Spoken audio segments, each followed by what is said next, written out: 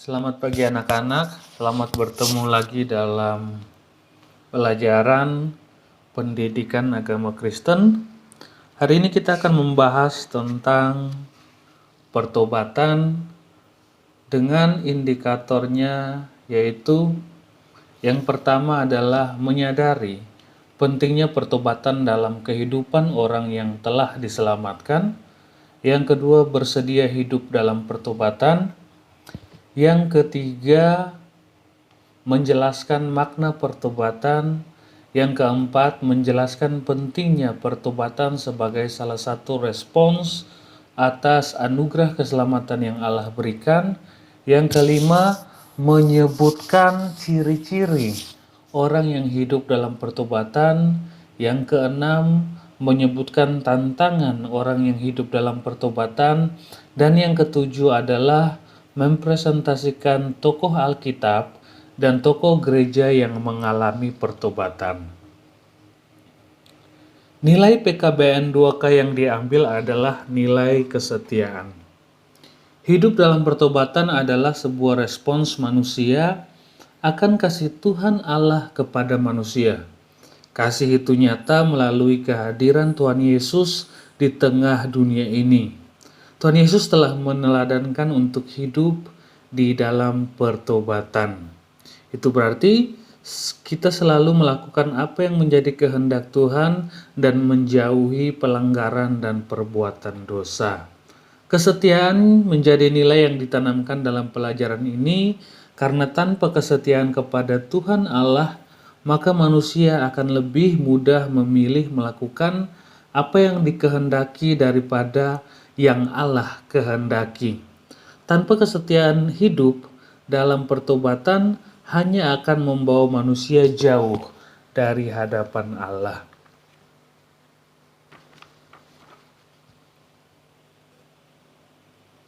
Sebelumnya kita telah belajar tentang Allah menganugerahkan keselamatan kepada manusia melalui Yesus Kristus. Kehadirannya di tengah-tengah dunia menunjukkan bahwa Allah sangat mengasihi manusia. Tuhan Yesus hadir di tengah dunia agar hidup manusia berkenan kepada Allah. Hidup berkenan kepada Allah utamanya adalah hidup dalam pertobatan. Dalam pelajaran ini kamu akan belajar mengenai makna pertobatan. Pertobatan bukan hanya sebatas ucapan belaka, tapi pertobatan itu hadir dalam pikiran dan tindakan.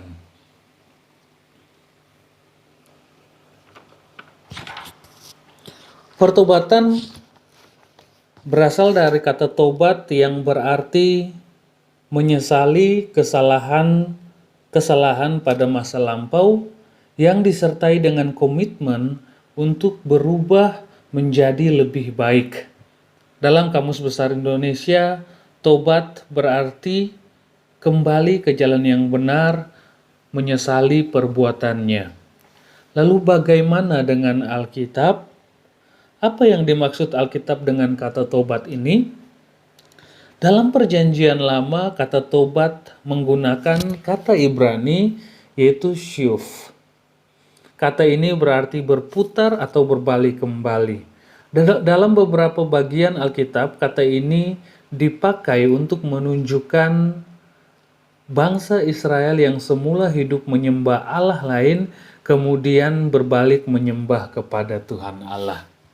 Sementara dalam Perjanjian Baru kita juga bisa melihat di sana kata bertobat menggunakan dua kata, yaitu metanoia atau metanoeo dan epistrepo. Metanoia berarti perubahan hati. Yang kedua, kata lain yang digunakan untuk kata bertobat dalam Alkitab kita adalah epistrepo. Kata ini diterjemahkan berarti berpaling atau kembali. Kata ini menunjukkan tindakan berputar balik. Dalam Alkitab, kata ini sering dipakai untuk menunjukkan seseorang yang kembali kepada Allah atau kembali mengikuti jalan Tuhan. Jadi pertobatan harus dimulai dengan sebuah kesadaran bahwa apa yang dilakukan adalah sebuah kesalahan. Kesadaran itu muncul dari hati yang penuh dengan penyesalan karena tahu bahwa apa yang diperbuatnya adalah sesuatu yang salah. Cara berpikir dan sikap hidup yang tidak berkenan di hadapan Allah. Maka kata kunci dalam sebuah pertobatan adalah bersedia mengubah kebiasaan, cara berpikir, bersikap, dan bertindak menurut kehendak Allah.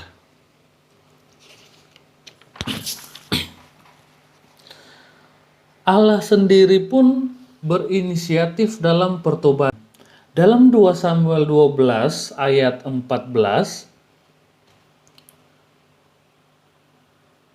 diceritakan bahwa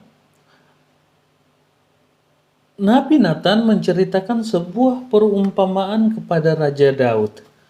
Perumpamaan tentang orang kaya dan orang miskin.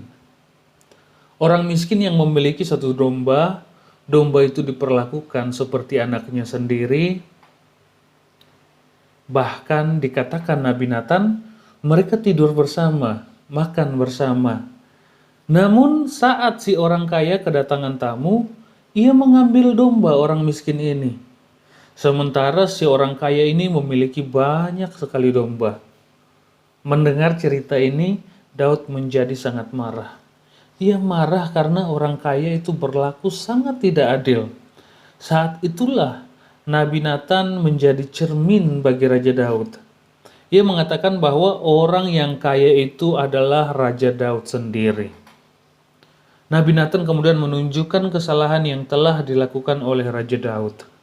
Nabi Nathan tidak mengurangi atau tidak menambahi. Ia juga menyatakan kekecewaan Tuhan Allah atas Raja Daud. Allah telah memberikan kepadanya segala sesuatu, harta, tahta, kuasa, telah diberikan Raja Daud. Sayangnya, Raja Daud tetap menuruti kehendak dan nafsunya sendiri, dan atas semua itu, Raja Daud menyesal. Ia mengakui bahwa ia telah berdosa kepada Tuhan Allah. Ia baru menyadari bahwa ia melukai hati sesama, juga berarti melukai hati Tuhan. Kisah ini mengingatkan kita bahwa Tuhan Allah tidak membiarkan hambanya terperosok dalam dosa.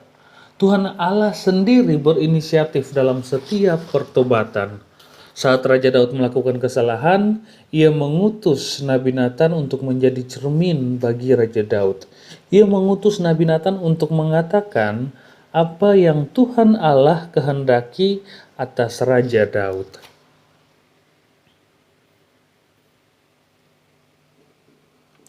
Tuhan Allah menginginkan manusia untuk hidup berbalik kepadanya. Oleh sebab itu, ia mengingatkan manusia akan perbuatan yang tidak berkenan di hadapannya. Kehadiran Tuhan Yesus di tengah-tengah dunia menjadi wujud nyata atas undangan pertobatan kepada manusia. Undangan pertobatan itu diberikan, hanya saja jawaban dari undangan pertobatan Tuhan Allah tidak selalu sama. Respons manusia adalah pilihan manusia sendiri. Tuhan Allah tidak memaksa manusia harus menerima undangannya atau tidak. Ia mengizinkan manusia memilih, namun ia juga memberitahukan konsekuensi atas pilihan manusia tersebut. Tanda pertobatan yang bisa kita lihat adalah kisah pertobatan bangsa Niniwe. Kita bisa melihat bagaimana pertobatan menjadi gaya hidup bangsa Niniwe.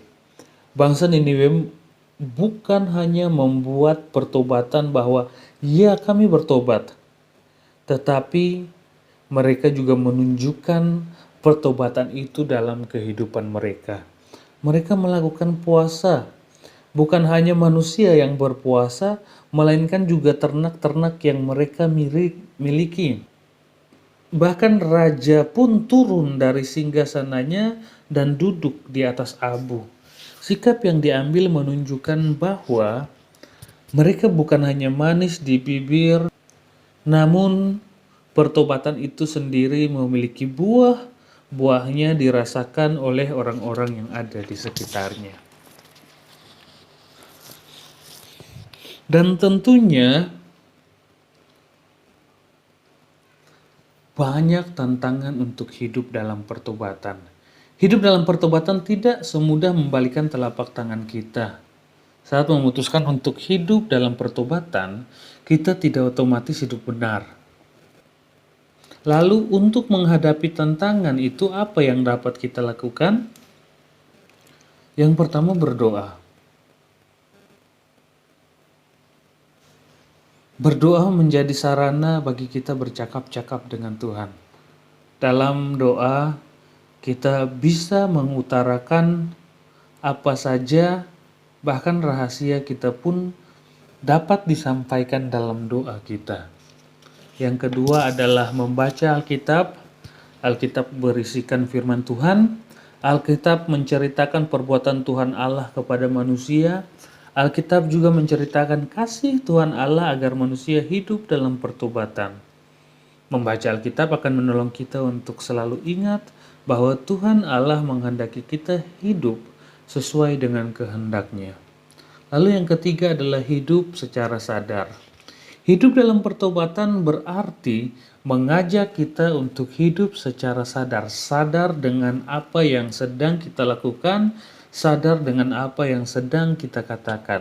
Ini pula yang dilakukan oleh Tuhan Yesus saat ia berhadap-hadapan dengan orang yang sakit. Ia memilih untuk peduli dan menyembuhkannya.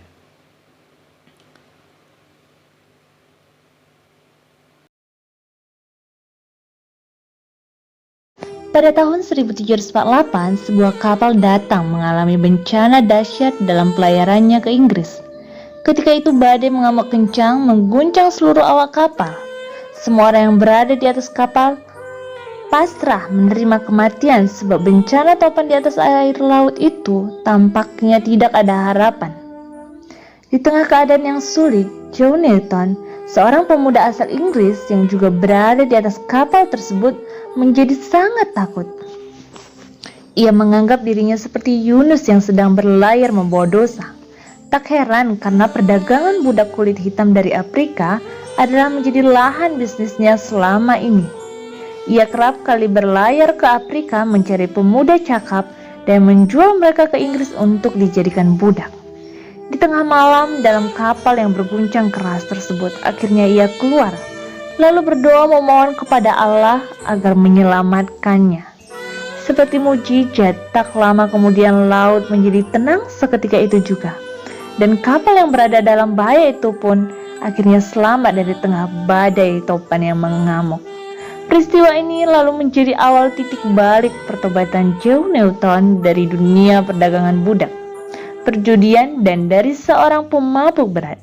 6 tahun kemudian, John Newton benar-benar memilih jalannya untuk menyerahkan diri menjadi pelayan Tuhan dengan meninggalkan dunia lama dan belajar ilmu teologi Kristen. Perjumpaannya dengan kuasa Tuhan dalam badai kapal tersebut akhirnya melahirkan sebuah lagu, namun sangat terkenal dari masa ke masa. Lagu indah sebagai luapan syukur atas anugerah Allah. Lagu indah yang telah menjadi penghiburan bagi banyak orang. Lagu Amazing Grace adalah salah satu lagu pujian yang diciptakan oleh John Newton pada tahun 1779 atas dasar kesaksiannya sebagai seorang yang pernah mengalami ajaibnya anugerah Tuhan.